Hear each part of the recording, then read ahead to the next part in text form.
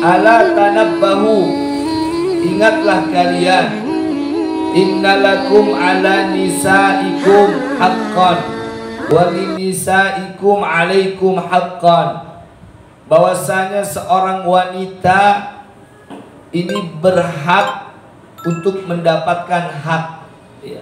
Begitu juga seorang suami berhak untuk mendapatkan haknya. Jadi masing-masing nilainya sama. Laki berhak untuk mendapatkan haknya, seorang istri juga berhak untuk mendapatkan haknya. Jadi seorang istri kita jadikan pasangan dalam hidup bukan menjadi babu rumah tangga kita, bukan menjadi apa bahasanya, bukan menjadi pembantu di rumah kita. Istri itu bukan pembantu, istri itu mitra kita. Ketika dia salah kita tegur dia, ketika kita yang salah kita ditegur oleh istri kita. Begitu. Tidak tahu-tahu suami seenaknya, mas enak. Apa dia bukan pembantu kita? Karena dia juga punya hak yang berhak untuk didapatkan. Begitu juga dengan suami punya hak yang berhak untuk didapat. Jadi nilainya imbang, tidak ada yang lebih tinggi dan tidak ada yang lebih rendah. Semuanya sama. Hak antara laki dengan antara laki dengan istri. Fa'akukum alaihinna, haknya seorang suami yang wajib atas seorang perempuan, alla yuti'na firasyakum man takrahun. Tidak, kalau bahasa kita sekarang ini disebut dengan apa namanya? Kalau yang ngerebut bini orang namanya apa? Itu laki orang. Ini bini orang. Hah? Pepekor kali, pepekor. Atau pebikor kali merebut bini orang. Apa tuh ada istilahnya? Nah, ini hak yang harus dilakukan oleh seorang suami yang wajib atas seorang istri apa? Seorang istri harus menjaga rumah tangganya, harus menjaga harga diri rumah tangganya agar tidak dikotori oleh lelaki lain. Jadi kasur itu cuma buat suaminya, tubuh itu cuma buat suaminya, tidak boleh orang lain ikut merasakannya. Jadi tidak boleh ada perebut bini orang.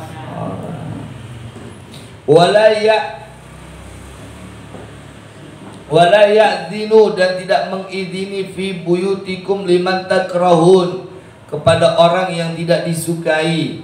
Nah, ini haknya seorang suami yang wajib dilakukan oleh seorang istri. Ketika seorang suami tidak mengidini ada orang yang masuk ke rumahnya, maka sang istri harus taat.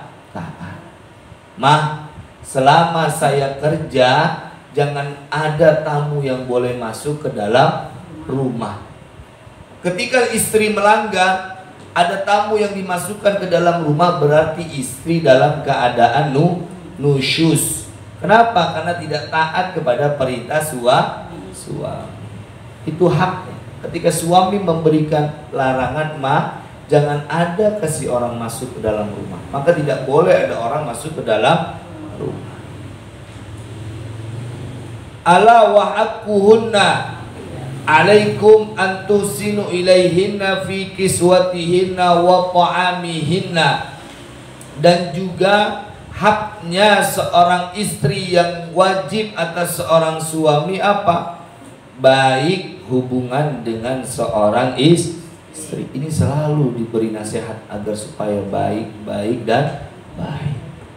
Karena utamanya ini, kita ingin mendapatkan predikat sakinah, mawaddah dan rahmah ketika sudah melewati dua level, yakni level mawaddah dan level rahmah. Baru dia masuk ke tangga yang berikutnya adalah tangga sakinah. Kalau kita kan di Indonesia sakinah di awal, Semoga sakinah ya, mawaddah. Sebenarnya sakinah ini urutan terakhir. Yang pertama adalah mawaddah dan rahmah. Mawaddah dan rahmah apa? Ini saling berkasih sayang satu sama lain. Saya mencintaimu dan kamu mencintai aku. Baru dia bisa naik kepada sakinah yang dimaksud dengan ketenangan. Sakinah ini artinya tenang. Artinya tenang. Baru ketika dia sudah saling sayang satu sama lain, akan ada rasa ketenangan dalam diri. Coba kalau ada lemparan piring, tenang orang, tenang lakinya, agak betah dia. Dilempar piring, dilempar gelas, ya dilempar ini, dilempar itu. Kenapa tidak ada mawaddah dan rahmah? Tidak ada saling sayang dan cinta satu sama lain, maka tidak akan ada yang namanya sakinah, ketenangan dalam diri seseorang. Kita harus berbuat baik kepada seorang istri. Kemudian apa haknya seorang istri yang wajib atas suami? Yang pertama, kasih istri makanan kalau emang dia makan. Ya kali ada bini yang ngadoyan makan. Ya berarti suami nggak wajib ngasih bini doainnya pete sama jengkol, bikin tuh stoknya pete sama jengkol. Itu memberi makan. Yang kedua, memberi pakaian. Itu adalah kewajiban seorang suami. Bang, duit buat beli baju, pintain aja di sini pun. Sama lakinya pintain. Bang, baju no di mall no harganya 200, siniin duit 250. Lah kok lebih? Lah buat naik taksi. Naik taksi, gaya aja sedikit naik taksi. Dan yang kedua, wajib dilakukan oleh seorang suami, haknya seorang istri apa? Tidak memukul wajah. Ini jangan sampai seorang suami memukul wajah kepada istri, itu nggak boleh.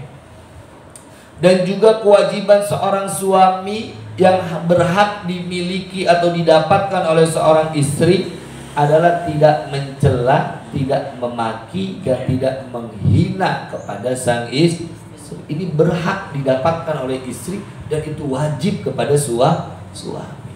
Wanita berhak untuk tidak dicela dan wajib bagi seorang suami untuk tidak mencela kepada istri. Seorang istri berhak untuk tidak dicaci, maka seorang suami wajib untuk tidak mencaci kepada sang istri. Seorang istri berhak untuk tidak dimaki, maka wajib hukumnya bagi seorang suami untuk tidak memaki kepada istrinya. Itu begitu dalam rumah tangga. Jadi satu sama lain berjalan bersama, tidak saling tinggi atau tidak saling rendah, tapi berjalan bersama-sama. Rawah hadal hadis At-Tirmidzi wa Ibnu Majah, meriwayatkan kepada hadis ini Imam At-Tirmidzi dan Imam Ibnu Majah.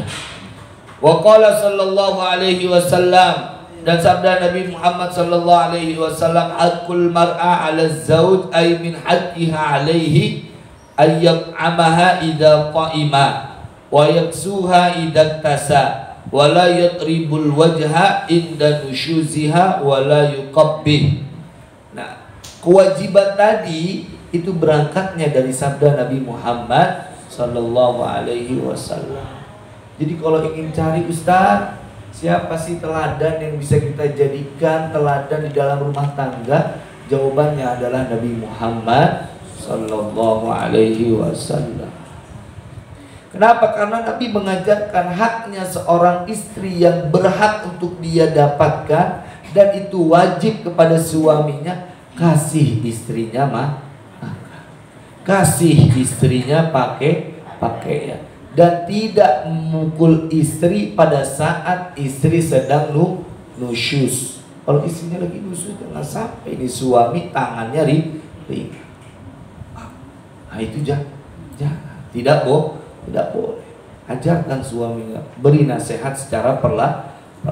Tidak boleh bagi seorang suami. Nabi yang berpesan, Nabi yang mengajarkan, wala yaqribul wajha, tidak memukul wajah ketika si suami, ketika si istri sedang dalam keadaan nusyuz.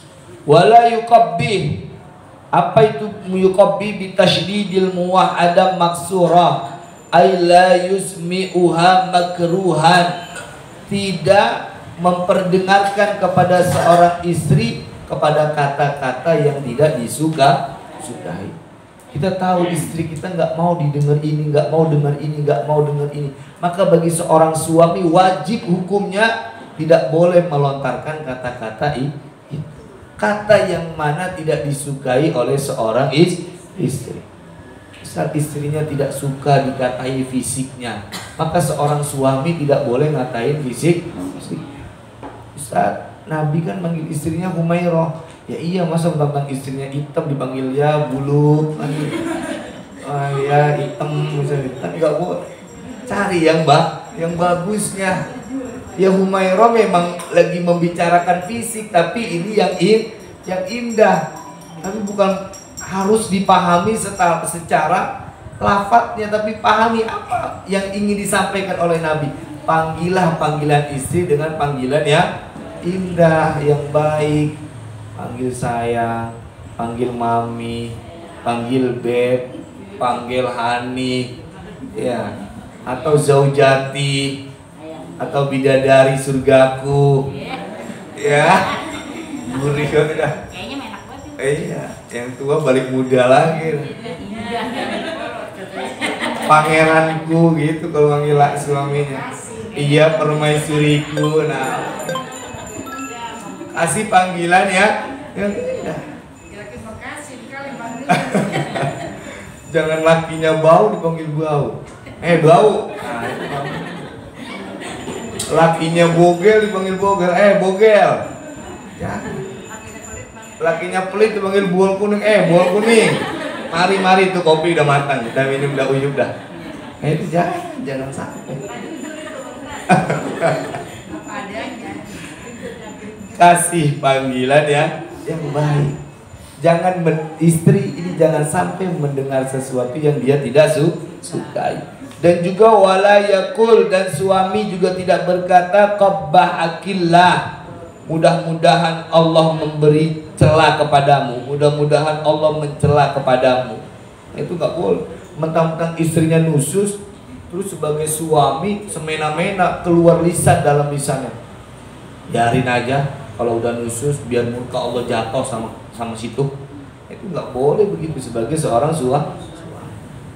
Mama cuma diajak kumpul aja nggak mau, biarin aja ntar Allah murka mah. Nah, itu nggak boleh seorang suami berbicara seperti ini.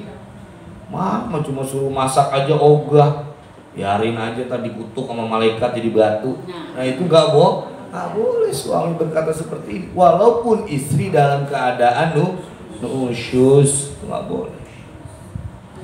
Wala yahjur, wa fi riwayatin wala yahjuruha illa fil mabit ay fil madjah. Juga seorang suami tidak boleh pisah ranjang dengan istrinya terkecuali hanya di dalam rumah saja, cuma pisah kasur. Tahu-tahu lagi ngambek tidurnya di rumah teman, ini jangan. Yang diperbolehkan hanya pindah kasur, tidak boleh satu kasur. Misal bininya tidur di kamar sama anak-anaknya, lakinya tidur di ruang tamu, atau tidur di depan TV, ya, atau tidur di bawah keran, biar bininya gede tinggal siram. Bercanda ya. Jadi tetap boleh, memang harus pisah ranjang. Maksud dalam artinya pisah ranjang bukan cerai ya, tapi pisah ranjang tidak tidur bersama. Namun walaupun cara mendidiknya tidak tidur bersama, tapi suami nggak boleh keluar rumah. Boleh suami juga memberi pelajaran, tapi cukup hanya di dalam rumah. Ya, jangan kelayapan mentang-mentang bininya lagi ngambek. Itu ngapa bang agak pulang-pulang rumah, tapi sekedar di rumah bini lagi ngambek aja, di mari aja udah enak tenang. Itu nggak boleh. Jangan keluar rumah. Hanya pisah ranjang yang diajarkan di dalam Islam.